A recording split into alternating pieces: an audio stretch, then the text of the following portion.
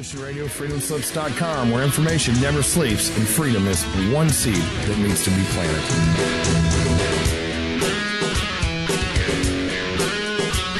What we do in life, it goes in eternity.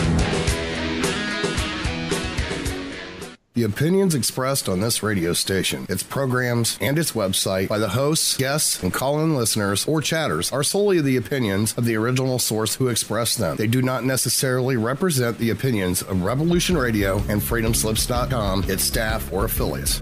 You're listening to Revolution Radio, freedomslips.com, 100% listener-supported radio, and now we return you to your host. It was the mother of all hypocrisy.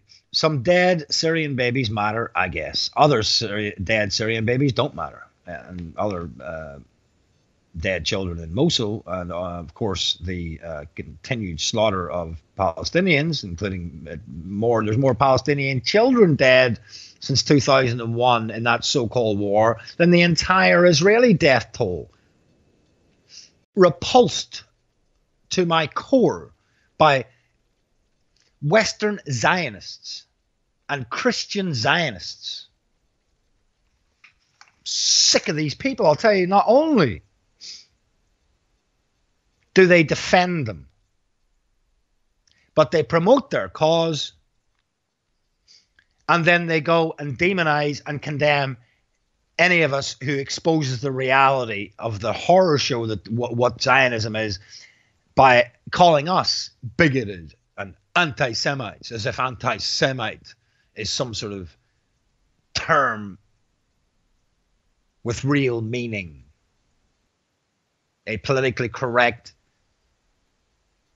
nonsense of a term presented as if it is somehow an objective reality by those who like to throw it around in condemnation of us who criticize and have the audacity to criticize the Zionist regime there over in Israel and around the world, the Zionist matrix and international Jewry.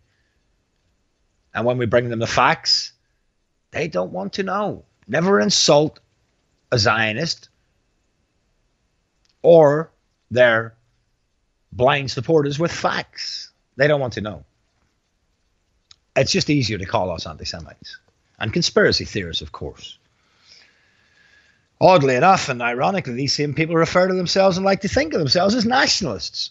All the while, they criticize us who call out a fifth column, which is causing chaos and murder in Palestine by these people and right across the Middle East, and has been doing for decades now. And we call them out, we're anti-Semites. But these people like to call themselves nationalists. How nationalist are you when you defend a fifth column, which has taken over the country's foreign policy and actually drums up tremendous hate worldwide for the American people? They're more concerned about the strategic interests of Israel than those of the United States over there. Our political construct and our political leaders and our foreign policy puts the interests of Israel ostensibly before the interests of the United States. It's not a case of just even doing the bidding of Israel and that there are no strategic interests in that region. There were strategic interests for the United States with Saddam Hussein and Iraq and other nations there. They were forfeited for the interests of the Zionists. Israel's interests came first because of a bunch of whores who are bought and paid for, a select few Jews and their minions who run the US and its foreign policy, and the same in most of the NATO countries as well. Their influence is tremendous. So they're more concerned about the strategic interests of Israel than those of the US. And also they're more concerned about the good name and reputation of Jews ahead of Americans. Because it's the US who get blamed and hated for their wars. I was in a shop today in Cambridge, and it came up that the US base in Mildenhall might be staying open after all, and the woman in the shop came up with, well, with what's going on with Trump, that's probably why, the big warmonger Trump. And I couldn't help but rebuke her a little bit and say, well, listen, this has been going on for decades. It doesn't matter whether it's George Bush the first, whether it's Clinton, whether it's JW or whether it's Obama, it doesn't matter. The Zionist agenda continues. But it was a fairly elderly lady, and she came out with simplistic stuff, which was off the mark. But her view was, well, it's consistent with those Americans anyway. They're all murderers and they love their guns, and they've been perpetrating these wars for years. And the Americans get blamed. Now, if you criticize Israel, what you'll get from Jews and what you'll get from non-Jews is this hypersensitivity to defend. Well, it's not all the Jews. Don't blame all the Jews. They have a fit, don't they? They're rolling about in the fetal position. Oh, leave all the Jews alone. The poor Jews. Leave them alone, you horrible anti-Semite. This is what you get. Even though you never said it was the Jews. Every single Jew. Hadn't got to that point yet. But they don't mind all the Americans being branded. By the way, it's kind of hard to separate the political powers and the political leadership in Israel with the Jewish ethnicity, because it is a state of and for Jews. The only state around a nation around the world like it. Any other nation, could you imagine, said, no, we only want Chinese people only here. We only want black people here. We only want white people here. Racist maniacs.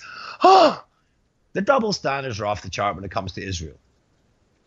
So out of any state in the world where it's hard to differentiate and separate the ethnic people of the nation from its government, it's Israel, because it's a state, as I say, of and for Jews, unlike any other state, any other nation in the world. But yet, it's okay for people to criticize the US and the British, these nationalists say, because they're more concerned about defending the few Jews who are innocent. But they don't sit and say, well, it's not all the Americans. I mean, let's get down to details here. It's not all the American people, is it? This is racist of you, and this is anti-American. I don't know anyone complaining about anti-American. It's not a term I'm familiar with, like anti-Semitism is.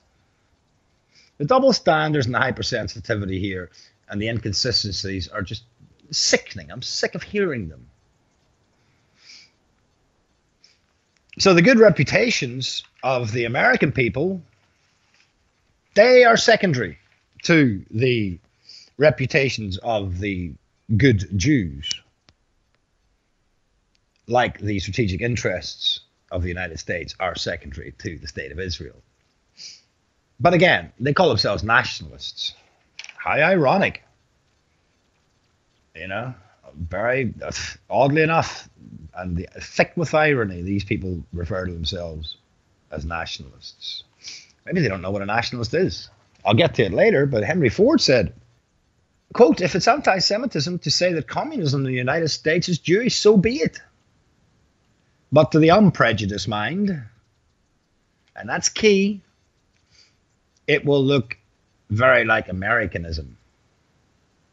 But the Christian Zionists and the dispensationalists and all the brainwashed people who believe all the Jewish BS, they are not unprejudiced. They are prejudiced, and they're bigoted themselves from the start. And they don't want to hear about facts. They don't want to hear the argument. They just want to do what the left does when it comes to every other issue that the conservatives are united on, and just brand them racist, xenophobics, homophobics, all the cultural Marxism BS crap that we have to listen to. But all of a sudden, they become like the leftists when it comes to this one issue. Then they just bombard you with, you're a bigot, you're an anti-Semite, don't want to be associated with it. Bum, bum, bum, bum, bum. This is what you get. Again, I think it's a great quote. If it is, quote, anti-Semitism to say that communism in the United States is Jewish, so be it. But to the unprejudiced mind, it will look very like Americanism. Or indeed, you could add any other nation to it, which is subjected to the same nonsense for criticizing these people.